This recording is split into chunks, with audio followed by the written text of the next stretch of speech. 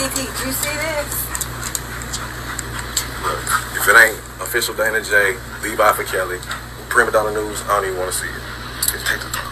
Rapper Young Thug is heading back to a Fulton County courtroom today. Just this week, he was nominated for a Grammy while sitting behind bars on RICO charges. The rapper, whose real name is Jeffrey Williams, is named in an indictment along with other alleged members of the YSL gang. Ahead of this trial, 11 Alive is taking a closer look at his impact on the music industry. Through the vision, through the art, and the execution of that art, a Young Thug, all of that was made possible. I don't really know anything about the other stuff that they're talking about because I haven't seen that. Now these people are something else. They can stand up for certain individuals regardless of the crimes, but when it comes to others, they won't say nothing.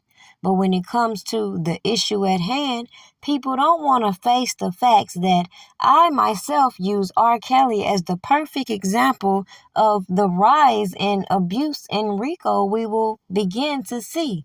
Regardless of whether these people are engaging in certain activities, I believe these specific laws make it easier in order for these people to get the convictions they crave when they don't have the evidence to back it up.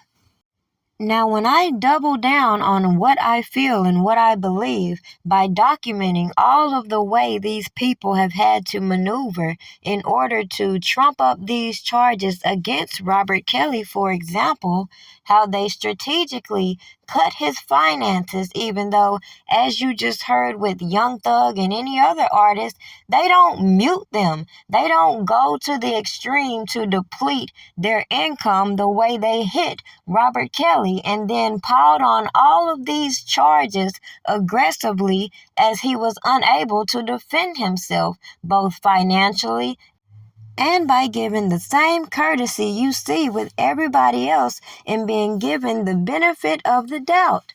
But then that would mean people will have to address the same thing that I've been saying for years, that these people found a way to bring back up shit that happened in this man's first trial in '08, used a whole lot of janky-ass sources and witnesses to make their case, and failed to realize the very things that Jennifer Bongine has laid out flawlessly in her new motion for a new trial or acquittal.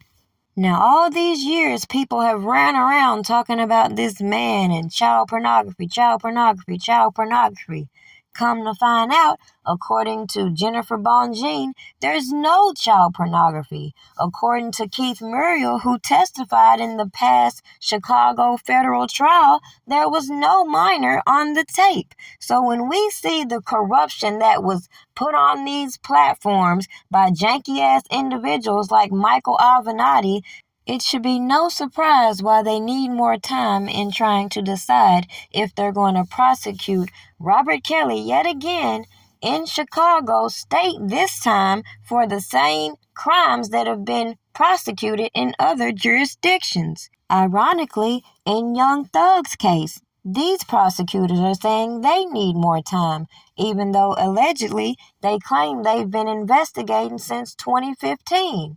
Make this shit make sense. Usually when the feds come in and when you have these type of charges, the investigation should have already occurred. And all the evidence they claim to have should already be in order. So why is it always procrastination when you see Young Thug and Robert Kelly go into their court appearances? At the end of the day, whether it's Young Thug or R. Kelly, we can see how people's opinions vary, and it doesn't make any sense to be hypocritical when we're distributing these opinions. Like, for example, how they're giving Young Thug his due process, his presumption of innocence, everybody does this as they talk about him and his music. But for some strange reason, you get to looking for Robert Kelly, R. Kelly, all you see is disgraced singer and all these negative ass headlines. So it's no surprise when you see other individuals who won't speak up and speak to the fact of what they did or didn't see, but will perpetuate certain bullshit that we know is untrue.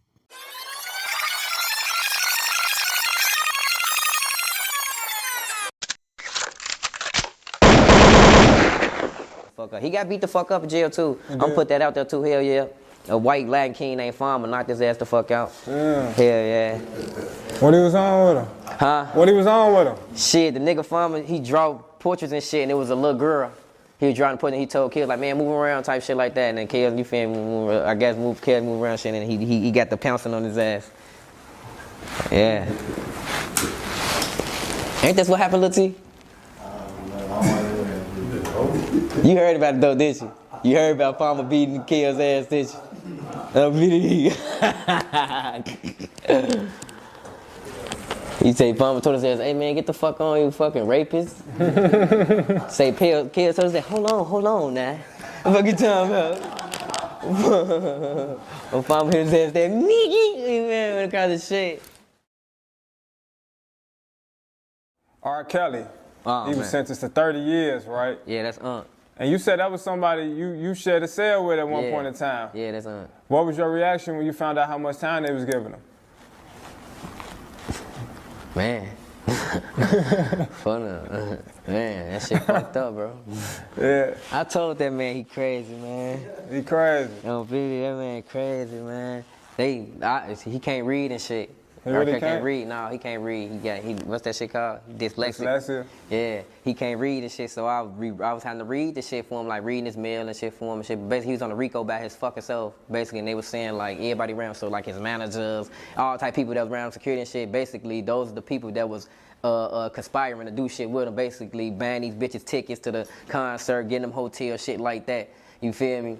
And basically saying he was luring girls in with his stardom and shit like that. So shit. I ain't know they was gonna get him a 30 ball, but I knew they was gonna get him something. Surprise, surprise. What happens when you realize that a lot of these stories you hear being told on these platforms are not completely true? Either this person who just shared his version of what happened is lying, or the inmate himself is lying, who wrote out a full statement as to why he attacked Robert Kelly in the facility. Now, granted, a lot of people had their theories as to what led to this event online, and even the man himself said he was frustrated because of being denied certain things.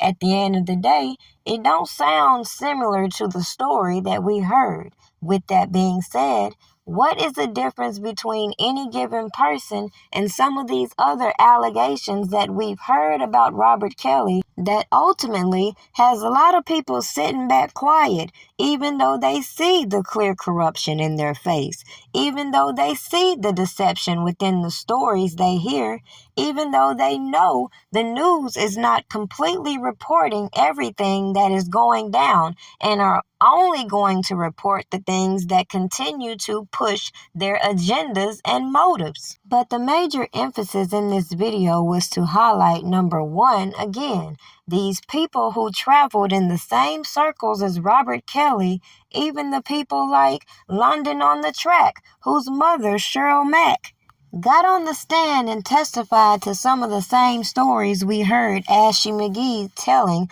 on multiple platforms coming from her book.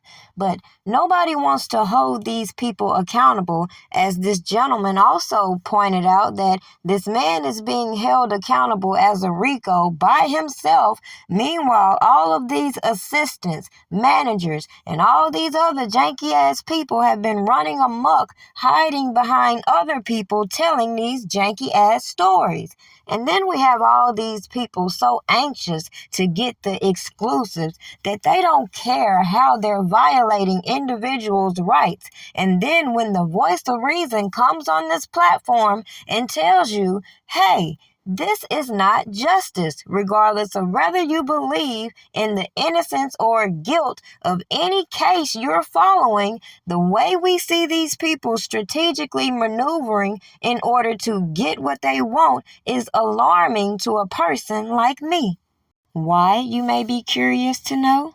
Well, obviously, if these individuals can carry out all of this manipulation publicly, manipulating the law, violating people's rights, what chance does a person like you or me stand? What chance does your son or daughter stand? Regardless of whether you believe in their innocence, as I've said, it doesn't change the fact that all of these people are corrupt in the way they are maneuvering in order to trump up charges when they don't have sufficient evidence.